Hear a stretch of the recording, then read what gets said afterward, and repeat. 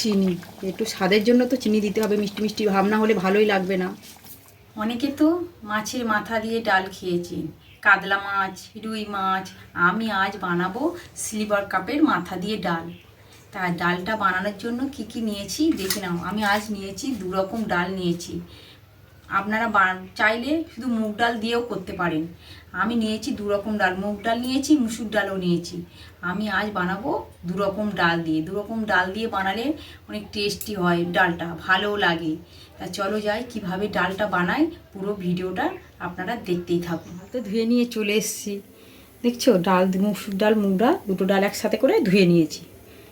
কড়াইটা তো গরম হয়ে গেছে, কড়া গরম হয়ে গেলে কড়ার মধ্যে দিয়ে দেবো তেল ডালটা ভাজার জন্য। গরম হয়ে গেছে, তেলের মধ্যে ফোড়নে দিয়ে দিলাম শুকনো লঙ্কা। শুকনো লঙ্কাটা হয়ে এসছে, আর দিয়ে দেবো ধুয়ে রাখা ডালটা। ডালটা এবারে সুন্দর করে ভেজে নেব। মুগ ডাল আছে যেহেতু ভালো করে ভাজতেই হবে, মুসুরের ডাল হলে অত ভাজতেই হতো না। মুগ ডাল আছে না, সুন্দর করে ভেজেই নেব ডালটা। ভাজা হয়ে গেছে, সিদ্ধ বসিয়েছি, জল দিয়ে দিচ্ছি, ডালটা সিদ্ধ হবে। ডালটা পুরো সিদ্ধ হয়ে গেছে আমার, ডালটা পুরো ঘাঁটা ঘাঁটা হয়নি, আধা ঘাঁটা করেছি, একদম নিমিষও করিনি। ডাল পুরো কমপ্লিট সিদ্ধ হয়ে গেছে। মাছের মাথাটা এবারে মেখে নেব লঙ্কা হলুদ দিয়ে। দিয়ে দিয়েছি হলুদ, আর দিয়ে দেবো লঙ্কার গুঁড়ো, হলুদ গুঁড়ো, আর দিয়ে দেবো লবণ। কড়াটা গরম হয়ে গেছে, দিয়ে দেবো তেল। তেলটা তো গরম হয়ে গেছে, দিয়ে দেবো আর মাছের মাথাটা। ডালে ফোড়নের জন্য মশলা নিয়ে নিয়েছি, চন্দনী, জিরা, আদা বাটা, আদা নিয়ে নিয়েছি, আর গোটা লঙ্কা।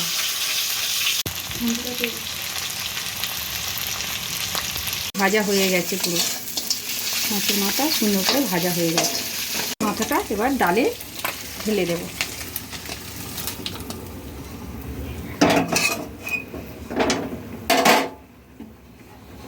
মশলা তো পুরো রেডি হয়ে গেছে, বাটা রেডি।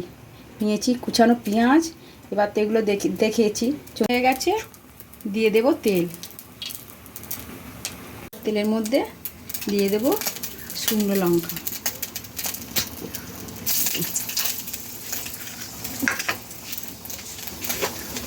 দিয়ে দেবো অল্প একটু 5 ফোড়ন,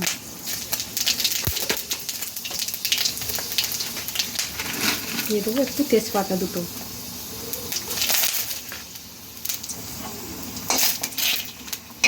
এবারে কুচানো পেঁয়াজগুলো দিয়ে দেব।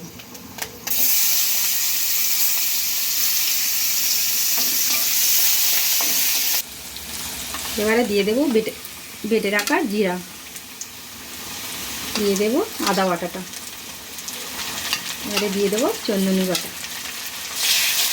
এবারে সিদ্ধ রাখা ডালটা দিয়ে দেবো। ও চিনি একটু স্বাদের জন্য তো চিনি দিতে হবে, মিষ্টি মিষ্টি ভাব না হলে ভালোই লাগবে না।